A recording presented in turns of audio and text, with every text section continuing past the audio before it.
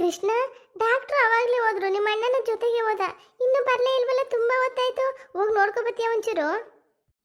ಸರಿ ಅಮ್ಮ, ನಿಮ್ಮ ಅಪ್ಪನ ನೋಡ್ಕೊತಾ ಇರಿ, ನಾನು ಹೋಗಿ ನೋಡ್ಕೊಬರ್ತೀನಿ. ಇದು ಯಾವ್ದಪ್ಪ ಇದು ಫೋನು ಇವಾಗ್ಲೇ ರಿಂಗ್ ಆಯ್ತದಲ್ಲ? ಹಲೋ, ಈ ಕಡೆಯಿಂದ ಶಾಂತಕ್ಕ ಮಾತಾಡ್ತಾ ಇರೋದು. ಯಾರು ಆ ಕಡೆಯಿಂದ? ಹಲೋ ಅತ್ತೆ, ನಾನು ಮಾಲಾಶ್ರೀ. ಹೇಳು ಮಾಲಾ. ಅತ್ತೆ, ಮಾಮಯ್ಯ ಹೆಂಗಿದ್ದೀರಿ ಇವಾಗ? ಅಯ್ಯೋ, ಅದೇನಂತ ಹೇಳಿ ಮಾಲ, ಕೈ ಕಾಲ್ಗೇನು ಏಟಾಗಿಲ್ಲ, ಆದ್ರೆ ನಿಮ್ಮ ಮಾವಯ್ಯನ್ಗೆ ತಲೆ ಸ್ವಲ್ಪ ಜಾಸ್ತಿ ಏಟಾಗ್ಬಿಟ್ಟದೆ ಕಣೆ. ಅದಕ್ಕೆ ಇನ್ನು ಪ್ರಜ್ಞೆನೇ ಬಂದಿಲ್ಲ. ಅದಕ್ಕೆ ಅದು ಯಾವ್ದೋ ಸ್ಪೆಷಲ್ ಇಂಜೆಕ್ಷನ್ ಕೊಡ್ತೀವಿ ಅಂದ್ಬಿಟ್ಟು ಡಾಕ್ಟರ್ ಪೀತಾಂಬರ ಅವರು ಕಾರ್ತಿನ ಕರ್ಕೊಂಡು ಹೋದ್ರು. ನಾನು ನಿಮ್ಮ ಮಾವಯ್ಯನ ಹತ್ರನೇ ಕೂತಿದ್ದೀನಿ. ಹೌದಾ ಅತ್ತೆ? ಅಯ್ಯೋ ಪಾಪ ನಮ್ಮ ಮಾವಯ್ಯ. ಅತ್ತೆ, ಇವಾಗ ತಾನೇ ಚೇತು ಸ್ಕೂಲಿಂದ ಬಂದ, ಅವನು ಕರ್ಕೊಂಡು ಆಟೋ ಮಾಡ್ಕೊಂಡು ಬಂದ್ಬಿಡ್ಲ ನಾನೇ? ಅಯ್ಯೋ ಬೇಡ ಕಣೆ, ಮನೆಯವರೆಲ್ಲ ಇಲ್ಲೇ ಇದ್ರೆ ಮನೆ ಕಡೆ ಯಾರು ನೋಡ್ಕೋತಾರೆ? ಹಸ್ಗಳಿಗೆ ಹುಲ್ಲು ಸೊಪ್ಪು ಇಟ್ಕೊಂಡು ಮಾವಯ್ಯನವ್ರಿಗೆ ಊಟ ತಿಂಡಿ ಕೊಟ್ಕೊಂಡು ನೀನಿರು. ಏನಾರು ಇದ್ರೆ ನಾನೇ ಫೋನ್ ಮಾಡ್ತೀನಿ ನಿಮಗೆ, ಆಯ್ತಾ? ಅತ್ತೆ, ಗೌರಕ್ಕವರು ಪಾರಕ್ಕವರೆಲ್ಲ ಬಂದಿದ್ದಾರೆ ಮನೆ ತವಕ್ಕೆ, ಫೋನಲ್ಲಿ ಮಾತಾಡ್ಬೇಕಂತೆ, ಕೊಡ್ಲಾ? ಹೌದಾ, ಕೊಡು ಕೊಡು. ಇವ್ರ ಪಕ್ಕ ನಿಂತ್ಕೊಂಡು ಮಾತಾಡಿದ್ರೆ ಇವ್ರಿಗೆ ಡಿಸ್ಟರ್ಬ್ ಆಯ್ತದೆ, ಸೈಡ್ಗೆ ಮಾತಾಡ್ತೀನಿ. ಹಲೋ ಹಲೋ ಶಾಂತಕ್ಕ, ನಾನು ಗೌರಿ. ಹೇಳು ಗೌರಿ. ಅಯ್ಯೋ ಶಾಂತಕ್ಕ, ಅಲ್ಬೇಡ ಶಾಂತಕ್ಕ, ವಿಚಾರ ಕೇಳಿ ನಂಗೂ ತುಂಬಾ ಬೇಜಾರಾಯ್ತು. ನಮ್ಮನೆಯವರು ಗಾಡಿ ತಗೊಂಡು ಮನೆಗೆ ಬಂದ್ರು, ಅವರೇ ಹೇಳಿದ್ದು. ಅದಕ್ಕೆ ಎದ್ನೋ ಬಿದ್ನೋ ಅಂತ ನಿಮ್ಮ ಮನೆ ತಕ್ಕ ಓಡ್ ಬಂದೆ. ನಂಗೂ ಜೀವನೇ ಬಾಯಿ ಬಂದಂಗದೆ ಕಣೆ ಗೌರಿ. ನಮ್ ಗೌಡ್ರಿಗೆ ಇನ್ನೂ ಪ್ರಜ್ಞೆನೇ ಬಂದಿಲ್ಲ. ಕೃಷ್ಣನು ಕರೆಸ್ಕೊಂಡೆ, ನಾನು ಭಯ ಆಗ್ಬಿಟ್ಟು. ಓ ಹೌದಾ, ಕಾರ್ತಿಕ್ ಕೃಷ್ಣ ಇಬ್ರು ಅಲ್ಲೇ ಇದಾರಲ್ಲ, ನೀನೇನು ಹೆದರ್ಕೋಬಿಡ ಶಾಂತಕ್ಕ. ಡಾಕ್ಟರ್ ಪೀತಾಂಬರ ಅವ್ರದ್ದು ಕೈಗುಣ ಚೆನ್ನಾಗಿದೆ. ಹೌದು ಕಣೆ ಗೌರಿ, ಅದಕ್ಕೆ ಅಲ್ವಾ ಇವ್ರು ಹಾಸ್ಪಿಟಲ್ಗೆ ಕರ್ಕೊ ಬಂದಿದ್ದು.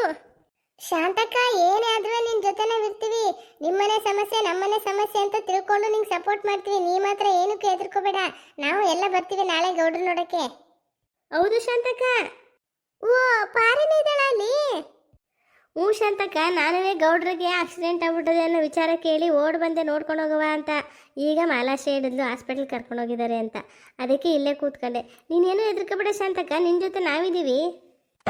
ಗೌರಿ ಪಾರಿ, ನಿಮ್ಮಿಬ್ಬರು ಮಾತು ಕೇಳಿ ನನಗೆ ನಿಜವಾಗ್ಲೂ ಧೈರ್ಯ ಬಂದಂಗಾಯ್ತು ಗೊತ್ತಾ. ನಿಮ್ಮಂತ ಅಕ್ಕಪಕ್ಕದ ಮನೆಯವ್ರು ಪಡೆಯೋಕ್ಕೆ ನಾನು ಯಾವ ಜನ್ಮದಲ್ಲಿ ಪುಣ್ಯ ಮಾಡಿದ್ನೋ ಏನೋ. ಶಾಂತಕೋರೆ, ಗೌರಿ ಡಾಕ್ಟರ್ ಬಂದ್ರು, ಆಮೇಲೆ ಮಾಡ್ತೀನಿ. ಆಯ್ತು ಶಾಂತಕ್ಕ. ಡಾಕ್ಟ್ರೆ, ಯಾಕೆ ಲೇಟ್ ಮಾಡ್ಬಿಟ್ರೆ ಇಂಜೆಕ್ಷನ್ ತಗೋಬರದ್ನಾ? ಶಾಂತಕೋರೆ, ನಮ್ಮ ಮೆಡಿಕಲ್ ಶಾಪಲ್ಲಿ ಖಾಲಿಯಾಗಿತ್ತು ಇಂಜೆಕ್ಷನ್, ಅದಕ್ಕೆ ಹೊರಗಡೆಯಿಂದ ತರಿಸೋರಿಗೆ ಲೇಟ್ ಆಯ್ತು. ಸರಿ ಸರಿ, ಇವಾಗ ನಾನು ಇಂಜೆಕ್ಷನ್ ಕೊಡ್ತೀನಿ, ನೀವು ಆಚೆ ಇರ್ತೀರಾ? ಸರಿ ಡಾಕ್ಟ್ರೆ.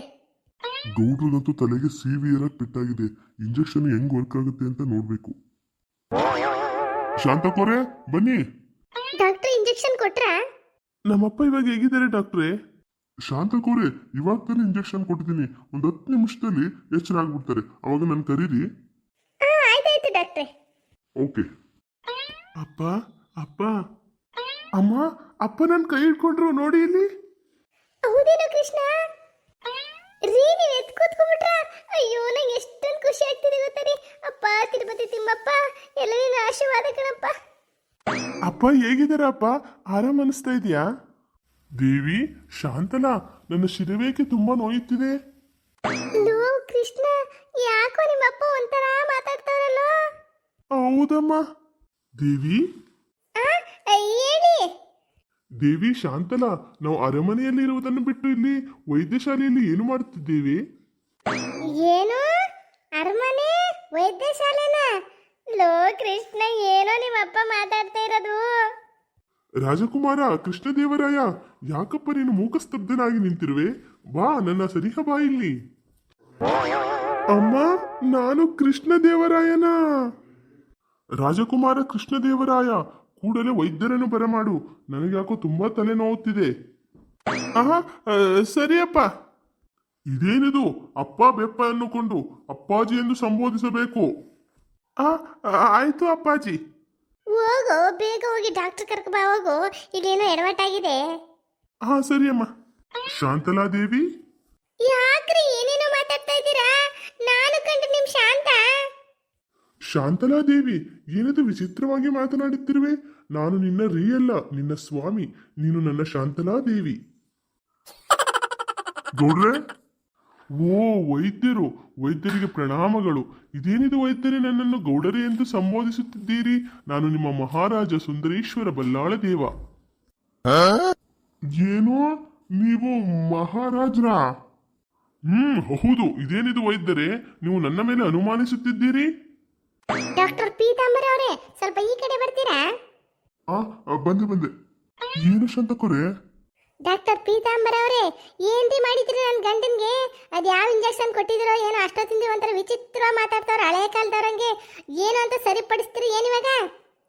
ಶಾಂತಕೋರೆ, ಅವ್ರ ತಲೆಗೆ ಬಲವಾದ ಪೆಟ್ಟು ಬಿದ್ದಿರೋದ್ರಿಂದ ಈ ಥರ ಆಗುತ್ತೆ ಅಂತ ಮುಂಚೆನೆ ಗೊತ್ತಿತ್ತು ನನಗೆ. ಅವರು ಬದುಕಿದಾರಲ್ಲ, ಅದು ಖುಷಿ ಪಡಿ. 1 ತಿಂಗಳು 2 ತಿಂಗಳು ಈ ಥರ ಆಗುತ್ತೆ, ಆಮೇಲೆ ನಾರ್ಮಲ್ ಆಗ್ಬಿಡ್ತಾರೆ. ಇವಾಗ ಕುಟುಂಬದವರೆಲ್ಲ ಸೇರಿ ನೀವು ಅವ್ರಿಗೆ ಸಪೋರ್ಟಿವ್ ಆಗಿ ನಿಂತ್ಕೋಬೇಕು. ಏನು ಇನ್ನು 1-2 ತಿಂಗಳು ಹಿಂಗೆ ಆಡ್ತಾರ? ಏನ್ರಿ ಮಾತಾಡ್ತಿದ್ದೀರಾ? ಅದು ಯಾವ್ದೋ ಬೇರೆ ಯಾವ್ದಾರು ಇಂಜೆಕ್ಷನ್ ಕೊಟ್ಟು ಸರಿ ಮಾಡಿ ನನ್ನ ಗಂಡನ್ನ. ಶಾಂತಕೋರೆ, ಗೌಡ್ರು ಹಿಂದಿನ ಜನ್ಮ ಕೊಟ್ಟೋಗಿದ್ದಾರೆ. ನೀವೇನಾದ್ರು ಬಲವಂತವಾಗಿ ಈ ಜನ್ಮಕ್ಕೆ ಕರ್ಕ ಬಂದ್ರೆ ಹಳೆ ಜನ್ಮ ಈ ಜನ್ಮ ಎರಡು ಮಿಕ್ಸ್ ಆಗ್ಬಿಟ್ಟು ಆಮೇಲೆ ಹುಚ್ಚುರ್ ಥರ ಆಗ್ಬಿಡ್ತಾರೆ. ಯೋಚನೆ ಮಾಡಿ. ಹೌದಾ? ಹೌದು ಶಾಂತಕೋರೆ, ನಾನು ನಿಮ್ಮ ಮಗ ಕಾರ್ತಿಕ್ ಅವ್ರಿಗೆ ಪರ್ಮಿಷನ್ ತಗೊಂಡೇ ಇಂಜೆಕ್ಷನ್ ಕೊಟ್ಟಿರೋದು. ನಮ್ಮ ಅಪ್ಪ ಹುಷಾರಾದ್ರೆ ಸಾಕು, ಪರವಾಗಿಲ್ಲ ಕೊಡಿ ಡಾಕ್ಟ್ರೆ ಅಂತ ಅವರು ಸೈನ್ ಹಾಕಿದ್ದಾರೆ, ಆಮೇಲೆ ಕೊಟ್ಟಿರೋದು. ಬೇಕಾದ್ರೆ ನಿಮ್ಮ ಮಗನ ಹತ್ರ ಮಾತಾಡ್ಕೊಳ್ಳಿ ನೀವು. ಹೌದಾ? ಮುಂಚೆನೇ ಎಲ್ಲ ಮಾತಾಡಿದ್ದೀರಾ ಕಾರ್ತಿ ಜೊತೆ? ಇವಾಗ ಏನ್ ಮಾಡೋದು ಡಾಕ್ಟ್ರೇ?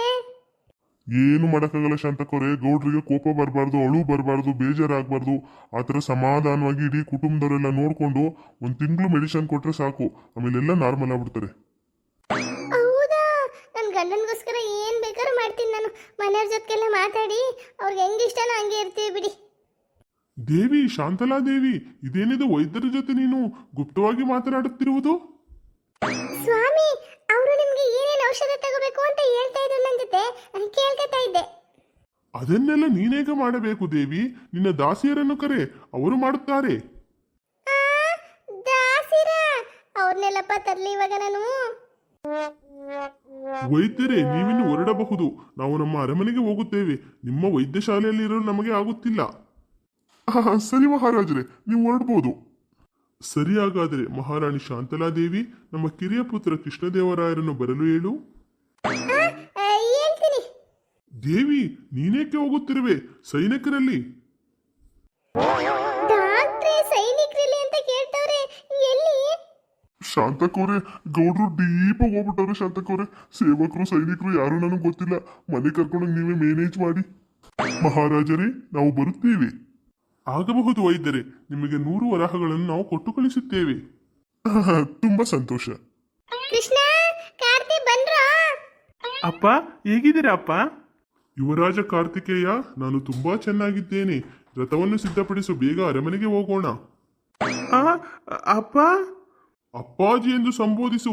ಇದೇನಿದು, ಎಲ್ಲರೂ ಇಷ್ಟೊಂದು ವಿಚಿತ್ರವಾಗಿ ಮಾತನಾಡುತ್ತಿದ್ದೀರಾ? ಇದ್ಯಾವುದು ನನಗೆ ಇಷ್ಟವಾಗುವುದಿಲ್ಲ ರಾಜಕುಮಾರ. ಕಾರ್ತಿ, ಕೃಷ್ಣ, ಡಾಕ್ಟ್ರು ಹೇಳ್ಬಿಟ್ಟೋಗವ್ರ ಕಣೋ, ನಿಮ್ಮ ಅಪ್ಪ ಹೇಳ್ದಂಗೆ ಕೇಳ್ಬೇಕಂತೆ, ಇಲ್ಲಾಂದ್ರೆ ಅವ್ರ ಆರೋಗ್ಯ ಹದಗೆಟ್ಟೋಗುತ್ತಂತೆ. ಹ್ಞೂ ಅಂದ್ರು. ಸರಿ ಅಪ್ಪಾಜಿ. ಮಹಾರಾಣಿ ಶಾಂತಲಾದೇವಿ, ಮೊದಲು ನಮ್ಮ ಅರಮನೆಗೆ ಹೋಗೋಣ. ಇಲ್ಲಿ ಇರಲು ಆಗುತ್ತಿಲ್ಲ ನನಗೆ. ಸರಿ ಸ್ವಾಮಿ. ದೇವಿ, ನನ್ನ ಕಿರೀಟವೆಲ್ಲಿ ಕಾಣಿಸುತ್ತಿಲ್ಲ? ಅಯ್ಯೋ, ಕಿರೀಟ ಬೇರೆ ಕೇಳ್ತಾವ್ರಲ್ಲವ ನನ್ನ ಗಂಡ. ಈ ಕಿರೀಟ ಎಲ್ಲಿಂದ ತಂದ್ಕೊಡ್ಲಿ ನಾನಿವಾಗ? ದೇವಿ, ನಿನ್ನನ್ನೇ ಕೇಳುತ್ತಿರುವುದು. ಒಬ್ಬ ಮಹಾರಾಜನಾಗಿ ಕಿರೀಟವಿಲ್ಲದೆ ಓಡಾಡುವುದು ಎಷ್ಟು ಅಶುಭ ಗೊತ್ತಿಲ್ಲವೇ ನಿನಗೆ? ಗೊತ್ತು ಗೊತ್ತು, ನೀವು ಆಸ್ಪತ್ರೆಯಲ್ಲಿದ್ರಲ್ಲ, ಅದಕ್ಕೆ ಬಿಚ್ಚು ಮಾಡ್ಬಿಟ್ಟಿದ್ದೆ. ಓ, ಸರಿ ಸರಿ. ಹಾಗಾದರೆ ಇವಾಗ ಕೊಡು, ನನ್ನ ಕಿರೀಟವನ್ನು ನಾನು ಧರಿಸುತ್ತೇನೆ. ಕೃಷ್ಣ, ಯಾವ್ದಾದ್ರು ಬ್ಯಾಂಗಲ್ ಸ್ಟೋರ್ಗೆ ಹೋಗ್ಬಿಟ್ಟು ಒಂದು ಕಿರೀಟ ತಗೋಬತ್ತೀಯಾ? ಅಮ್ಮ, ಅಲ್ಲಿ ಸಿಗುತ್ತಾ? ಬ್ಯಾಂಗಲ್ ಸ್ಟೋರಲ್ಲಿ ಎಲ್ಲ ಸಿಗುತ್ತೆ ಕಣೋ, ಹೋಗಿ ಬೇಗ ತಗೋಬ ಹೋಗು. ಸ್ವಲ್ಪ ದೊಡ್ಡ ಸೈಜ್ ತಗೋಬ, ಚೆನ್ನಾಗಿರೋದನ್ನ. ಸರಿ ಅಮ್ಮ. ಏನಾಯ್ತು ಮಹಾರಾಣಿ ಶಾಂತಲಾದೇವಿ? ಸ್ವಾಮಿ, ನಿಮ್ಮ ಕಿರೀಟನ ಬ್ಯಾಗಲ್ಲಿ ಇಟ್ಟಿದ್ದೆ, ತಗೋಬರ ಕಳಿಸ್ದೆ. ಅಪ್ಪ, ಬನ್ನಿ ನಾವು ಕಾರ್ ಹತ್ಕೊಳ್ಳೋಣ. ಕೃಷ್ಣ ಅಲ್ಲಿಗೆ ಬರ್ತಾನೆ. ಕಾರು ಎಂದರೆ ರಥವಲ್ಲವೇ? ಹೌದು ಹೌದು ಸ್ವಾಮಿ. ಸರಿ, ಹಾಗಾದರೆ ನಡೀರಿ ಹೋಗೋಣ. ಕೃಷ್ಣ, ಇದೆಲ್ಲ ಹುಡುಕ್ತೆ ಈ ಕಿರೀಟನ. ಅಮ್ಮ, ನಾನು 3-4 ಬ್ಯಾಂಗಲ್ ಸ್ಟೋರ್ಗೆ ಹೋಗಿದ್ದೆ, ಎಲ್ಲೂ ಕಿರೀಟ ಸಿಗ್ಲಿಲ್ಲ. ಕೊನೆಗೆ ಇದೊಂದು ಸಿಕ್ತು, ಎತ್ಕೊ ಬಂದೆ ಅಮ್ಮ. ಅಯ್ಯೋ, ಯಾವುದೋ ಒಂದು ಬಿಡು, ನಿಮ್ಮ ಅಪ್ಪ ಒಪ್ಕೊಂಡ್ರಲ್ಲ, ಅಷ್ಟೇ ಸಮಾಧಾನ. ಯುವರಾಜ ಕಾರ್ತಿಕೇಯ, ಈ ರಥವು ತುಂಬಾ ಚೆನ್ನಾಗಿದೆ. ಹೌದಾ ಅಪ್ಪಾಜಿ, ನಿಮಗೆ ಸಂತೋಷವಾಯಿತೆ? ಹೌದು, ಪ್ರಯಾಣ ತುಂಬಾ ಸೊಗಸಾಗಿದೆ. ಏನಮ್ಮ ಅಪ್ಪ ಈ ತರ ಆಡ್ತವ್ರೆ? ಊರಲ್ಲಿ ಹೆಂಗಮ್ಮ ಜನಗಳಿಗೆ ನಾವು ಹೇಳೋದು?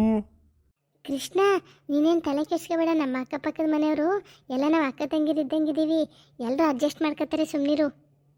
ಅಮ್ಮ ನನ್ನ ಟೆನ್ಷನ್ ಅದಲ್ಲ. ಮತ್ತೆ ಸರಿ ಅಮ್ಮ, ಆಯ್ತು ನೋಡೋಣ. ಮಾವಯ್ಯ ಏನಿದೆ different look. I like it so much. ಇವು ರಾಣಿ ಮಾಲಾಂಬಿಕೆ, ಇದೇನಿದು ನಿನ್ನ ವಿಚಿತ್ರ ಭಾಷೆ? ಇದೇನು ಮಾವಯ್ಯ ಈ ತರ ವಿಚಿತ್ರವಾಗಿ ಮಾತಾಡ್ತಾ ಇದ್ದೀರಾ? ನಾನು ಮಾಲಾಂಬಿಕೆ ಅಲ್ಲ, ಮಾಲಾಶ್ರೀ. ಮಾಲಾ, ಏನೇನ್ ನಡೀತು ಅಂತ ಎಲ್ಲ ನಾವೆಲ್ಲ ಹೇಳ್ತೀನಿ ನಿಂಗೆ. ನಡಿಯ ಮನೆ ಒಳಗಡೆ ಹೋಗೋಣ. ಇದೇನು ಶಾಂತಕ್ಕ, ಗೌಡ್ರ ಅವತಾರ, ಏನ್ ತಲೆ ಮೇಲೆಲ್ಲ ಕಿರೀಟ ಹಾಕ ಬಂದ್ಬಿಟ್ಟವ್ರಲ್ಲ. ದೇವಿ ಪಾರಿಜಾತ, ನನ್ನನ್ನು ನೋಡಲು ಯಾಕೆ ನೀನು ವೈದ್ಯಶಾಲೆಗೆ ಬಂದಿರಲಿಲ್ಲ? ಮಾವಯ್ಯ, ಪಾರಿಜಾತನ, ಇವರು ನಿಮ್ಗೆ ಏನಾಗ್ಬೇಕು? ಇವಳು ನನ್ನ ಎರಡನೆಯ ಪ್ರೀತಿಯ ಪತ್ನಿ ದೇವಿ ಪಾರಿಜಾತ.